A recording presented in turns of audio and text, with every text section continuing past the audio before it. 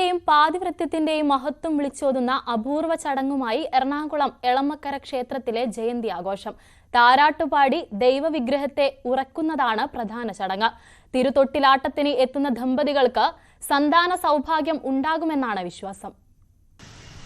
അത്രി മഹർഷിയുടെ പത്നിയായ അനസൂയ ദേവിയുടെ പാതിവ്രത്യം അളക്കാനെത്തുന്ന ത്രിമൂർത്തികളെ പിഞ്ചു പൈതങ്ങളാക്കി മാറ്റി മുലയൂട്ടിയ ഐതിഹ്യവുമായി ബന്ധപ്പെട്ടതാണ് ദത്താത്രേയ ജയന്തി ആഘോഷം.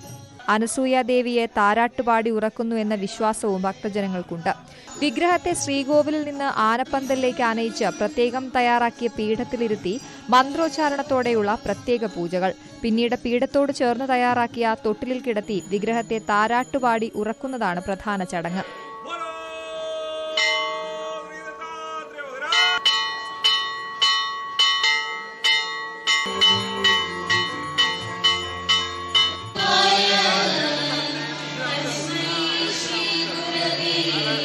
ഈ സമയം 3 മാസം വരെ പ്രായമായ കുട്ടികളെ തൊട്ടിലിന് മുന്നിൽ തയ്യാറാക്കിയ മറ്റൊരു തൊട്ടിലിൽ കിടത്തി ആട്ടുകയും ചെയ്യും.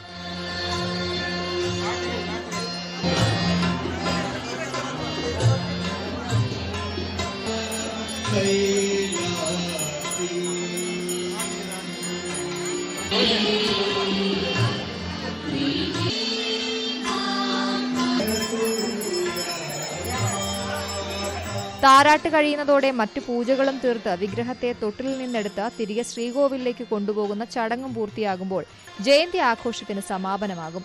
വൈശ്യവാണിയ കൊങ്ങിണി സമുദായക്കാരാണ് ആഘോഷത്തിന് നേതൃത്വം നൽകുന്നത്. ന്യൂസ് 18 കൊച്ചി.